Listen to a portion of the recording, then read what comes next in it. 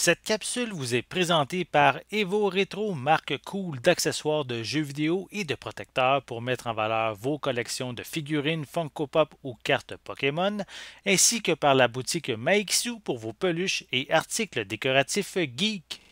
Et bonjour, ici Sébastien, j'espère que ça va bien. Aujourd'hui, je vous présente deux titres que je vais discuter avec Gilles. Bonjour Gilles, ça va bien? Bonjour Sébastien, oui, ça va très bien. Oui, donc on va parler de titres de Criterion. Donc, le premier, c'est The Incredible Shrieking Men, ici en format Blu-ray, qui est disponible. J'ai oublié de vérifier la date exacte. Est-ce que tu as la date avec toi, Gilles? Je regarde Bonne ici, question. mais oui, c'est une bonne question. En tout cas, mi-octobre. On peut y aller comme ça, mi-octobre 2021. Si tu trouves la date entre-temps, on pourra le spécifier.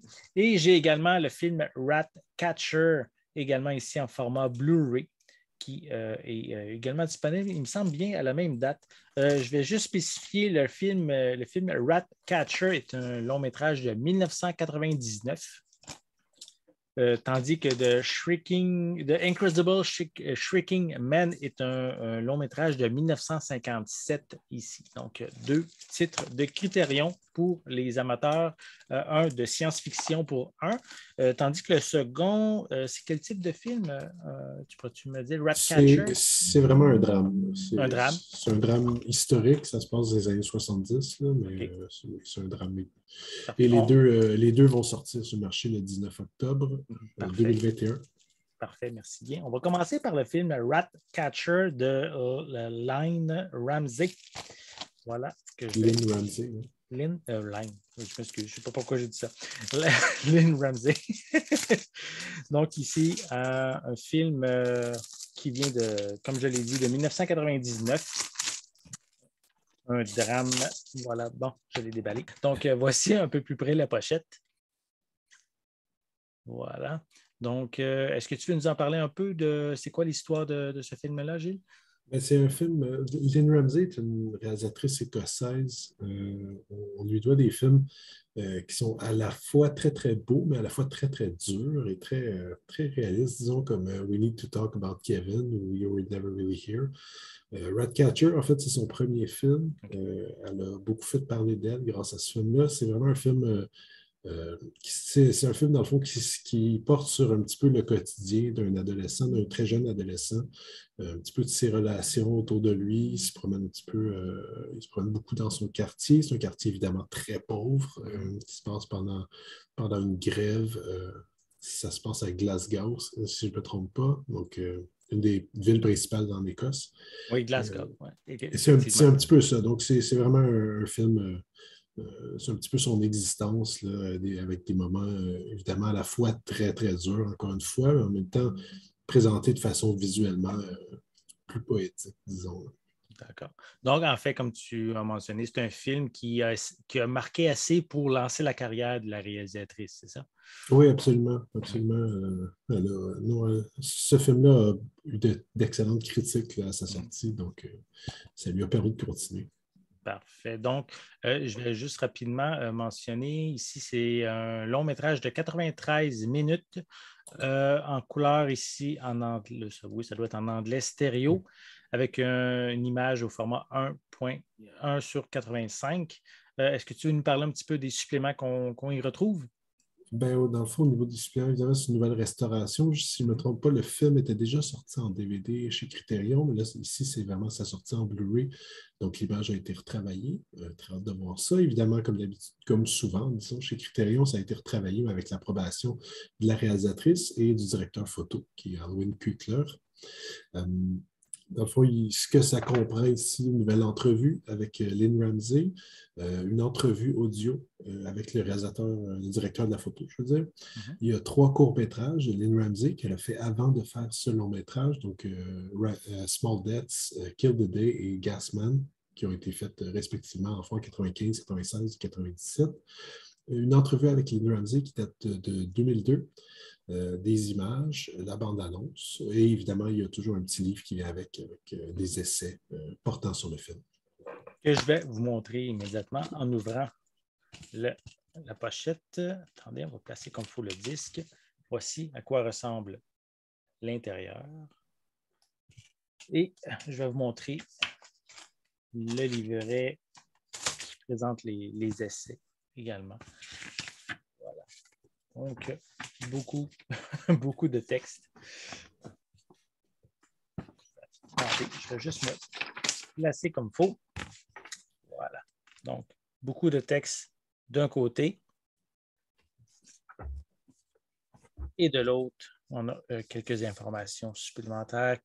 Une image, c'est qui est quand même toujours rare qu'on peut voir souvent sur les pochettes, mais on en a plus souvent à l'intérieur du boîtier. Voilà. Puis on a l'information sur la production. Plus un dépliant, disons, qu'un livre dans ce cas-ci. C'est plus un livre, effectivement. Donc, ça, c'est pour Ratcatcher. Je crois qu'il y a une image. Oui, c'est ça. Je vais enlever le disque. On retrouve aussi à l'intérieur des images du long métrage. Voilà. Donc, on complète ici pour Ratcatcher. Et là, maintenant, on s'en va dans un tout autre registre avec The Incredible Shrieking Man de 1957. Donc, veux-tu nous en parler un petit peu de l'histoire? En fait, c'est un film de science-fiction des années 50, donc avec un concept donc, que le réalisateur a décidé de porter jusqu'au bout. C'est simplement un homme qui se retrouve à rapetisser suite à une expérience. Évidemment, c'est les années 50, donc il a été exposé à des radiations. Et donc, forcément, ça fait en sorte qu'il rapetisse. Il rapetisse et il ne peut plus s'arrêter de rapetisser. Donc, au début, il reste un petit peu avec son épouse, qui est un peu désespérée. Mais finalement, il se retrouve finalement tout seul parce qu'il devient trop petit. Il va falloir qu'il se batte contre des chats qui deviennent subitement des gros monstres, des araignées de maison, etc. Donc, c'est vraiment, dans le fond, Criterion, des fois, un petit peu cette tendance d'aller aussi, disons, dépoussiérer des séries B. Cette fois-ci, c'est un film. Disons que c'est vraiment une série B qui a des ambitions légèrement un petit peu plus élevées de temps en temps. Donc, ça se rapporte beaucoup un petit peu aux sorties de Criterion que Criterion avait faites, par exemple, pour des films comme Robinson sur Mars ou La guerre des mondes, il y a quelques années. Le film est réalisé par Jack Arnold, qui avait déjà réalisé des films comme Tarantula ou La créature du lagon noir. Donc, on reste même pour le réalisateur, on reste dans un registre déjà connu avec un. Oui, Jack Arnold est très, très connu, mais c'est vraiment dans le milieu de la série B des années 40-50 et il a vraiment fait son nom avec ça. D'ailleurs, La créature du lagon noir est le dernier, la dernière créature, disons, de la série des monstres classiques de Universal. OK. Parfait. Donc, je vais juste mentionner ici un long métrage, comme on l'a mentionné au début, de 1957. Assez court quand même comme long métrage, 81 minutes. Ici, il est en noir et blanc, en anglais mono, avec une image panoramique 1/85. Est-ce que tu veux mentionner un petit peu les suppléments qu'on y retrouve? On trouve une nouvelle piste de commentaires dans le fond d'un historien du genre, Tom Weaver, et d'un expert de la musique d'horreur, David Schechter. Donc, j'ai très hâte de voir qu'est-ce que ça va donner. Un nouveau segment vidéo sur les effets spéciaux, qui sont quand même assez nombreux. Dans le fond, on interviewe deux experts des effets spéciaux, Craig Barron et Ben Burt. Il y a un nouvel entretien entre le réalisateur Joe Dante, donc, qui a fait Gremlins, Small Soldiers, Matinée, et le comédien et écrivain, excusez-moi, Dana Gould. Il y a un documentaire long qui s'intéresse justement au travail de Jack Arnold à Universal. Ça s'appelle Author on the Campus, Jack Arnold at Universal. Semble-t-il que c'est une version longue d'un documentaire qui était déjà sorti il y a quelques années. Il y a une entrevue avec Richard Christian Madison, qui est un romancier, qui est également le fils de Richard Madison, qui a écrit le livre sur lequel est basé ce film. En fait, l'auteur Richard Madison, qui avait écrit d'autres disons, écrits très marquants comme I Am Legend. Il avait écrit un petit peu le roman en parallèle au développement du film. Donc, il y a eu comme une espèce de travail d'input, de feedback entre les deux équipes, entre les deux camps. Il y a une entrevue avec Jack Arnold qui date de 83. Il y a une version 8 mm. Évidemment, c'est une version, une copie de la version 8 mm qui était sortie en 69 de ce film-là. Donc, on parle bien de la pellicule et non pas de la taille du personnage, 8 mm. Oui, exactement. Exactement. C'était un petit peu la mode dans ce temps-là. On sortait des fois des versions pour le visionnement à la maison. Donc, c'est comme l'équivalent du DVD ou du Blu-ray. Mais dans ce temps-là, évidemment, étant donné les limitations de l'équipement, ça donnait souvent des films qui étaient raboutés un petit peu, qui étaient raccourcis. Donc, ça donne une espèce de version alternative. Okay. Donc, on trouve cette version-là en supplément.